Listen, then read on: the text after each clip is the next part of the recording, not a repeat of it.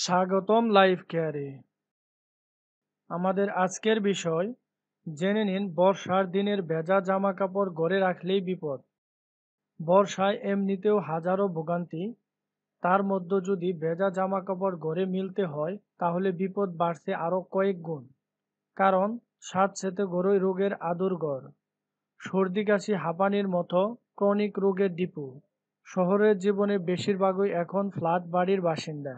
ভাড়া বাড়িতে থাকলেও অনেক ক্ষেত্রেই ছাদের মালিকানা থাকে গৃহকর্তারাই। তাই জামা কাপড় কাচার পর তা ঘরেই শুকোতে বাধ্য হন গৃহিণীরা। আর এখানেই তৈরি হচ্ছে বিপদ। এক, ত্বকের রোগ। ঘরে ভিজে কাপড় শুকোলে ঘরের আর্দ্রতা পরিমাণ বেড়ে যায়। স্যাঁতসেঁতে পরিবেশে মহানন্দে বেড়ে ওঠে নানা ধরনের ছত্রাক, যা ত্বকের ওপর হামলা চালায়। দেখা দেয় দাঁত, চুলকানি, একজিমার মতো বিভিন্ন সংক্রামক রোগ। দুই, অ্যালার্জি। স্যাঁতসেঁতে পরিবেশে জন্ম নেয় এক ধরনের ছত্রাক, যা থেকে শরীরে নানা রকমের অ্যালার্জি হতে পারে। তিন, সর্দি কাশি হাঁপানি।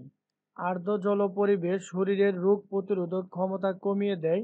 ক্রনিক সর্দি কাশির শিকার হতে হয় রোগীকে। চার, শ্বাস প্রশ্বাসের সমস্যা। স্যাঁতসেঁতে পরিবেশ থেকে জন্ম নেওয়া ব্যাকটেরিয়া হামলা চালায় শ্বাসনালীতে। দেখা দেয় শ্বাস প্রশ্বাসের সমস্যা। পাঁচ, হাঁপানি।